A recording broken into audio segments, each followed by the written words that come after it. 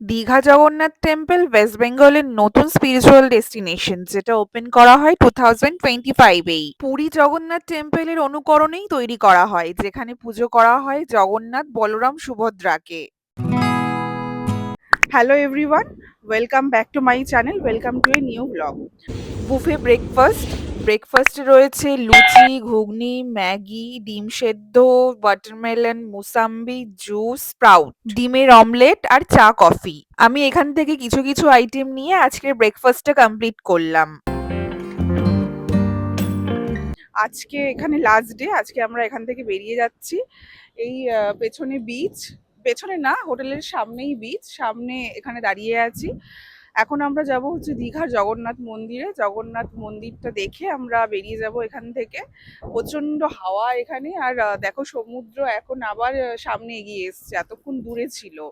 আজকে রোদটা একটু কম, একটু মেঘলা লাগছে। এই হলো হোটেলের ভিউ। লাস্ট টাইম দেখে এখান থেকে এখন বেরিয়ে যাচ্ছি। বেরিয়ে পড়লাম আমরা হোটেল থেকে, বাট মন্দারমণি আমার ভীষণ ভালো লেগেছে। দেখো এখানে এই রাস্তায় পরপর কত হোটেল, যে কোনো একটা হোটেলে থেকে গেলেই হয়। আমাদের আজকে বেরোতে একটু লেট হয়ে গেছে, অ্যাকচুয়ালি ঘুম থেকে উঠতে একটু লেট হয়েছে। দেখা যাক মন্দির খোলা পাই নাকি। Good morning everyone. আজকে আমাদের লাস্ট ডে। আজকে বাড়ি ফেরার পালা। তো বাড়ি ফেরার আগে আমরা একবার জগন্নাথ মন্দিরটা ঘুরে যাব। ওদের ওয়েবসাইটে তো দেখলাম 12টায় থেকে 4টে মনে হয় বন্ধ থাকে, মাঝখানে সকাল 5টা থেকে 9টা মনে হয় খোলা থাকে টোটাল। তো এখন তো 11:10 বাজে। এখান থেকে মোটামুটি 35 মিনিট লাগে আমাদের হোটেল থেকে। তো দেখি গিয়ে মানে খোলা পাই কি না। তো দেখে তারপরে আমরা বাড়ির দিকে রওনা দেবো। ব্রেকফাস্ট করেছি, লাঞ্চটা দেখি কোথায় করা যায়। লেট হলে এখানেই করে নেবো, আর না হলে কোলাঘাটে করার প্ল্যান আছে। এখন ওয়েদারটা ভালো আছে। আজকে একটু রোদ নেই, কিছু নেই, গরম আছে হালকা, কিন্তু ওয়েদারটা খুবই সুন্দর, তো ভালো লাগছে। সকালে ঝিরিঝিরি বৃষ্টিও পড়ছিল, সকালে মানে একটু আগে, কিন্তু তাও গরম এখন কমে গেছে। দীঘা মন্দারমণি সাইডে রাস্তা অতটা চওড়া নয়, আর গাড়িও ভালোই আছে। টুরিস্ট 12 মাস তো রয়েইছে, সাথে লোকাল লোকও রয়েছে।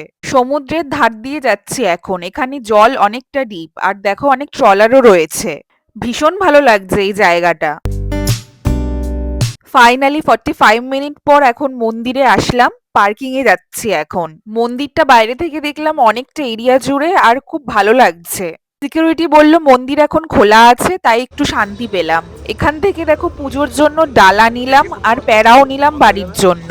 পার্কিং থেকে সোজা এগিয়ে আসলেই পড়বে মন্দিরের গেট। আমরা জুতো গাড়িতেই রাখলাম। গেটের উল্টো দিকেই জুতো রাখার কাউন্টার বা বাইকের হেলমেটও রাখার কাউন্টার পেয়ে যাবে। জগন্নাথ মন্দিরে আসলাম, অনেক তাড়াতাড়ি গাড়ি চালিয়ে আসলাম। ভেবেছিলাম যে মন্দির বন্ধ হয়ে যায় 12টায়, মানে গুগলে তাই লেখা, গুগলে লেখা 12টা থেকে 4টে অবধি বন্ধ। এমনিতে টোটাল ভোর 5টা থেকে খোলা।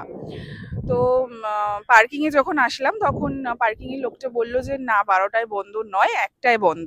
তো একটু রিলিফ পেলাম যে মন্দিরটা ভালো করে ঘুরে দেখতে পারবো। তো মন্দিরটা ভালো করে ঘুরে দেখলাম, আর ডালাও নিলাম পুজো দেওয়ার জন্য, পুজো দেব এখন। মন্দিরের ভেতরে ভিডিওগ্রাফি, ছবি তোলা যায়, বাট মোবাইল ফোন দিয়ে। ক্যামেরা আর সেলফি স্টিক অ্যালাউ নেই। মোবাইল, বেল্ট, পার্স নিয়ে ঢোকা যাবে। ডিএসএলআর বা অ্যাকশন ক্যামেরাও অ্যালাউ নেই।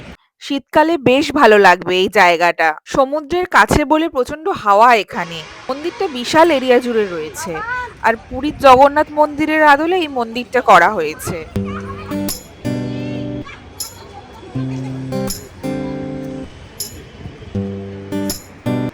এখন পুজো দিয়ে বেরোলাম। এখানে মন্দিরের ভেতরের ফটো নেওয়া, ফটো বা ভিডিও নেওয়া বারণ, বাইরে আর কি তোলা যায়।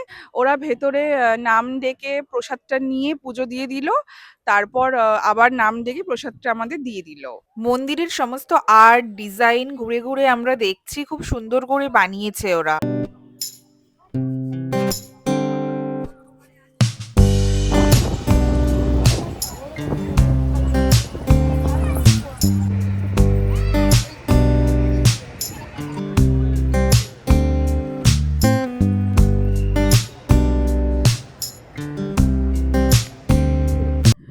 মন্দির ঘোরা হয়ে গেছে, এখন এখান থেকে বেরিয়ে যাব বাড়ির জন্য। প্রসাদ নিয়ে নিয়েছি। মন্দির সকাল ৬টা থেকে রাত ৮টা অবধি খোলা থাকে। মাঝখানে ১টা থেকে ৩টে বন্ধ থাকে। মন্দিরের কালারটা এত ভালো লাগছে, সাথে এত সুন্দর সাজিয়েছে, তাই আরো ভাল লাগছে। ওয়েদারটা এরকম হয়ে যাওয়াতে আরো ভালো লাগছে।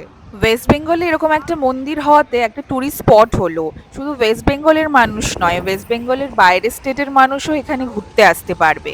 মন্দির থেকে বেরিয়ে আমরা পার্কিং এ আসলাম, এবার এখান থেকে বেরিয়ে যাচ্ছি, যাব লাঞ্চ করতে।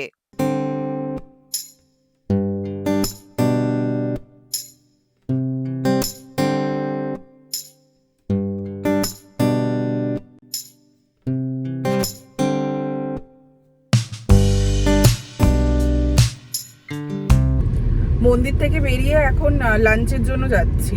এখন দুপুরবেলা লাঞ্চের টাইম হয়ে গেছে। লাঞ্চ করে মানে বেঙ্গলি থালি ফালি খাবো, ওগুলোই দেখছিলাম সার্চ করে গুগলে। ওরকমই একটা রেস্টুরেন্টে যাচ্ছি। এই মহাভোজ রেস্টুরেন্টটায় আসলাম। এটা একদম ওল্ড দীঘা বিচের পাশেই। বিচের পার্কিংটাও এখানেই, তাই গাড়ি নিয়ে এলে কোনো সমস্যা হবে না। এই হলো আজকের থালি: ভাত, ডাল, ঝুরি আলু ভাজা, এঁচোড়, কাতলা মাছ, চাটনি, পাঁপড়, ঘি। রান্না ভালোই ছিল, আমাদের তো ভালোই লেগেছে। খাওয়ার পর পাশেই ওল্ড দীঘা বিচে আসলাম। ওল্ড দীঘা বিচটা আমার ভালো লেগেছে। নিউ দীঘা বিচের মতো অত লোকজন নেই, সময় কাটানোর জন্য একদম পারফেক্ট। তবে এখানে দেখো ঢেউটা অনেকটাই বেশি, তাই বোল্ডার ফেলা।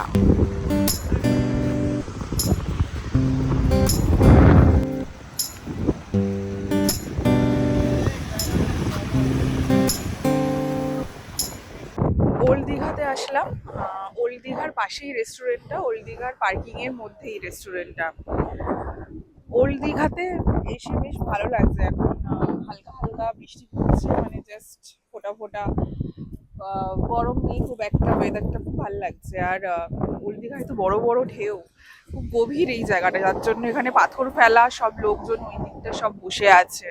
খুব ভাল লাগছে এই জায়গাটা। বাট কালকে নিউ দীঘায় একদম ভাল লাগেনি, এত গিজগিজে ভিড়, সবাই স্নান করছে, অত গিজগিজে ভিড় ভালো লাগে না।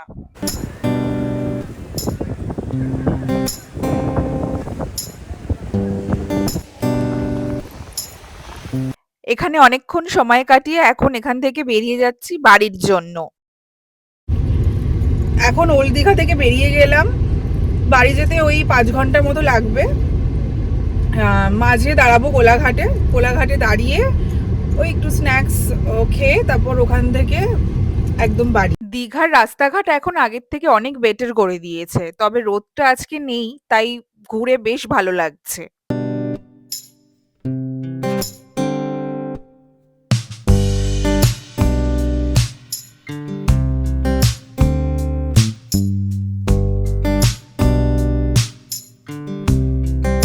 রোড ট্রিপ সবসময় আমাদের বেশ পছন্দের, তাই এতটা লং জার্নি হলেও বেশ ভালোই লাগছে, এনজয় করছি আমরা ট্রিপটা।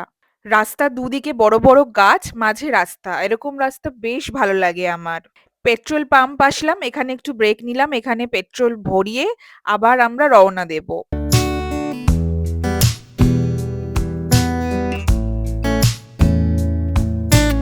এই সামনে জিও পেট্রোল পাম্পে 1510 টাকার মতন তেল ভরলাম। ফুল ট্যাঙ্কি করিয়ে এসেছিলাম আসার সময়, তো দেখলাম 3 কাটা হয়ে গেছে, তো জাস্ট সেফ সাইড ভরিয়ে রাখলাম। আবার 6 কাটা হয়ে গেছে, তেল ছিল। তাও রাস্তায় সামনে পাবো কি পাবো না বলা যায় না। ওয়েদারটা খুবই ভালো, রোদ্দুর নেই, সুন্দর।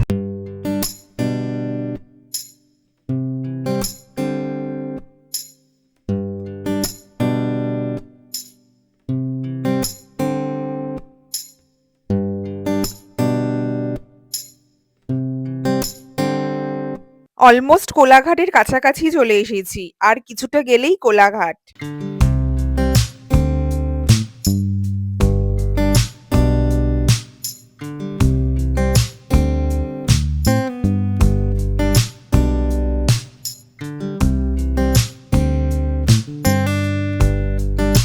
এই এখন শেরে পাঞ্জাবের গেট দিয়ে ঢুকছি, পার্কিং এ যাচ্ছি।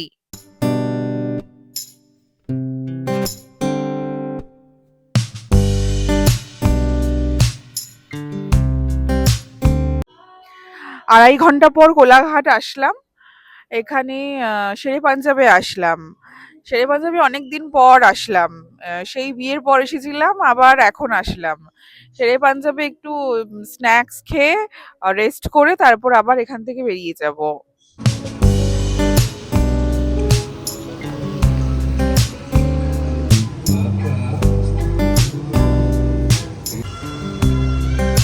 শেরে পাঞ্জাবে অনেক ভিড়, ওয়েটিং এ থাকতে হবে, তার জন্য এই পাশে আরেকটা রেস্টুরেন্ট আছে এক্সপ্রেস ফুড প্লাজা, ওটাতে এলাম। ওখানে এসে ধোসা নিলাম, আমি প্লেন ধোসা নিলাম, ও মশালা ধোসা নিল।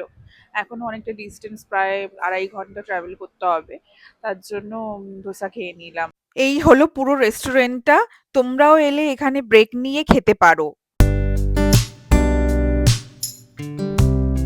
এখন খেয়ে আমরা বেরিয়ে গেলাম, পার্কিং এর দিকে যাচ্ছি। বেরিয়ে যাব এবার এখান থেকে। এখানে পরপর অনেক রেস্টুরেন্ট আছে, ব্রেক নেওয়ার হলে তোমরা এখানে ব্রেক নিয়ে যে কোনো একটা রেস্টুরেন্টে খেতে পারো। সন্ধেবেলা লাইটগুলো জ্বলে গেছে, বেশ ভালো লাগছে। এখন কোলাঘাট থেকে বেরিয়ে যাচ্ছি, বাড়ি পৌঁছাতে ওই 2.5 ঘন্টা লাগবে, তো পৌঁছাতে ওই 9:30 বাজবে। হোটেলে সবই ভালো ছিল, কিন্তু হোটেলে একটা প্রবলেম হচ্ছে খাবার, ওখানে চাইনিজ খাবার বেশি ভালো, বেঙ্গলি ফুড অতটাও টেস্টি নয়, অতটাও ভালো আমার লাগেনি। তো জেনারেলি ওটা সমুদ্রের ধারে, বেঙ্গলি ফুডই ভালো হওয়ার কথা, আমি তাই এক্সপেক্ট করেছিলাম, চাইনিজ অত ভালো হওয়ার কথা নয়।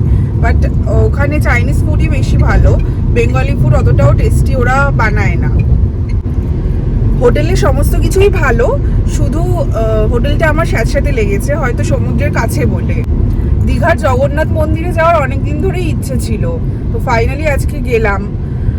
আর ওল্ড দীঘার বিচে গেলাম, ওটাও খুব ভালো লেগেছে, ওখানে ওয়েদারটা স্পেশালি। তারপর আমরা লাঞ্চ করলাম, লাঞ্চও ভালোই ছিল।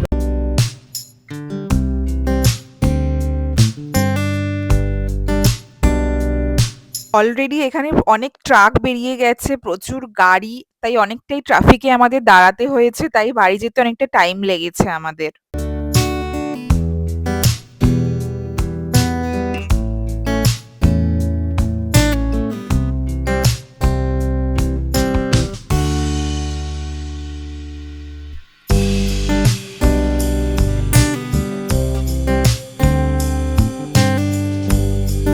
এখন দক্ষিণেশ্বর ব্রিজ আসলাম, ব্রিজের ওপর দিয়ে যাচ্ছি, আর কিছুক্ষণের মধ্যেই বাড়ি পৌঁছে যাব।